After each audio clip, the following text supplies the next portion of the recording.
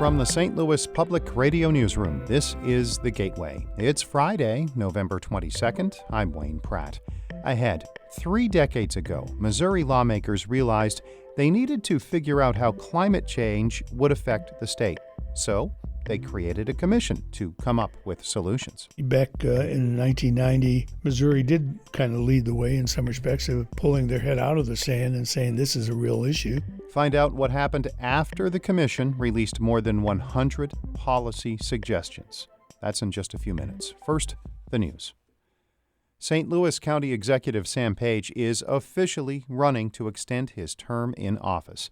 St. Louis Public Radio's Jason Rosenbaum reports on how the Democratic official will have competition for the powerful post. Page kicked off his 2020 county executive bid on Thursday night in Bridgeton. The county council appointed him to that job after Steve Stinger's resignation amid corruption charges. Page will face County Assessor Jake Zimmerman in the Democratic primary. He says he has a compelling message to tell voters about overhauling county government amid turmoil. And I'd like to see equity and inclusion in every aspect of everything we touch for people of color and for women. We've got a lot of work ahead of us, and I'm looking forward to getting us going. Page will get to serve as county executive through 2022 if he succeeds in next year's election. I'm Jason Rosenbaum, St. Louis Public Radio. Missouri's state auditor is criticizing oversight of St. Louis's 138 local taxing districts. Nicole Galloway has released an audit of the city's patchwork of community improvement, transportation development, and special business districts. Many are funded through higher sales taxes. Galloway says improper oversight has resulted in questionable spending of those tax dollars. When these districts operate unchecked, taxpayers do not have assurance their money is being used efficiently, effectively, and for the benefit of the public and the community. The audit gives St. Louis an overall poor rating for how it creates and evaluates districts. Galloway's office is recommending the city develop a comprehensive economic development plan to ensure adequate oversight. There are now 5 vaping-related deaths this year in Illinois. State health officials say 2 people died within the last week. Here's reporter Sam Dunklaw. At the same time, several hundred in Illinois alone have been hospitalized with chest pain and breathing troubles after using the products known as e-cigarettes. Meanwhile, state house measures that would have curbed e-cigarette use stalled during this month's veto session.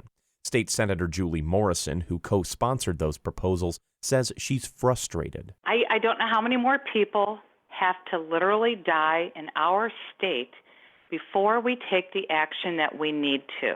Morrison says she wants Governor J.B. Pritzker to issue an executive order temporarily banning e-cigarette products, something state lawmakers in Michigan already did. So far, about 2,300 people nationwide have gotten sick after using some kind of vaping product. I'm Sam Dunklaw. And Missouri health officials report at least 2 vaping-related deaths in the state. You can rate and review The Gateway wherever you listen to podcasts. Also, tell us what you think through email, feedback@stlpublicradio.org. 30 years ago, Missouri lawmakers realized the state might need to reduce its greenhouse gas emissions.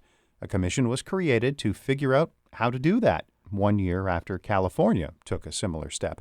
Reporter Aviva Okeson-Haberman tells us what happened next. I want to be where the people are. The Little Mermaid had just come out, Seinfeld aired its pilot episode, and in the spring of 1989, Missouri lawmakers started thinking about climate change. They created a commission to study the issue and come up with solutions. The commission was given such a huge charge. I'd say half of our time is trying to figure out what we're supposed to do. John Ward was among the panel's 14 experts and politicians, including eventual Governor Jay Nixon. They released a 67-page report in 1991, which covered everything from the use of solar and wind energy to transportation and teaching about climate change. Here's Ward reading from the conclusion. Our recognition of this situation provides us the opportunity to moderate and to prepare for climate change. They came out with more than 100 policy suggestions, like creating a statewide reforestation program, adding scholarships for college students studying sustainable agriculture, and reducing carbon dioxide emissions by 20% by 2005. But it's almost 2020, and Missouri's emissions from fossil fuel consumption have gone up by 20%, according to the U.S. Energy Information Administration. Back in 1990, Missouri did kind of lead the way in some respects of pulling their head out of the sand and saying this is a real issue. Unfortunately, there wasn't a lot done. Steve Moffitt was involved in writing the report and later went on to lead Missouri's Department of Natural Resources. We're in a disappointing place. I would have hoped that we would have been much further ahead on the spectrum of addressing climate change than we are. There's been some progress. For example, voters passed a requirement that electric utilities get 15% of their energy from renewables by 2021. But the optimism that we kind of felt was probably somewhat misplaced. I don't know if you could do it again. I don't know if people would take it serious. Karen Clausen is flipping through the old recommendations. There's a lot of great things here. She's the Air Quality and Rideshare Program Manager with the Mid-America Regional Council. It's one of the groups creating a climate action plan for Metro Kansas City. I'm just amazed that, this report from 1991, we're still dealing with some of the same issues, and the policies are so relevant in this. There's no reason we shouldn't be pulling a lot of this information out into our current planning work. In Missouri, it's cities that are taking the lead, like Columbia passing a climate action and adaptation plan earlier this year. But it's also young people, like Kansas City climate justice activist Queen Wilkes, who want to be included in that conversation. When I hear a lot of people talk about climate change, it's very much seen as a thing that is coming as opposed to a thing that's here. And I think that more than a lot of other generations, young people understand that. She's a spokeswoman for Sunrise Movement KC, which advocates for political action on climate change. Wilkes says during the group's training, she was asked why the climate struggle was important to her. By not addressing this, it's a direct attack on this generation's right to dream, this generation's right to decide what they want to do with their lives as they get older. She says the 1991 report shows that solutions exist. It's just a matter of action and urgency. I'm Aviva Okeson-Haberman. Aviva is a reporter at public radio station KCUR in Kansas City. Shula Newman is the executive editor of St. Louis Public Radio. Music by Ryan McNeely of Adult Fur. I'm Wayne Pratt. Have a great weekend. I'll be raking leaves if the weather cooperates. From the St. Louis Public Radio Newsroom, this has been The Gateway.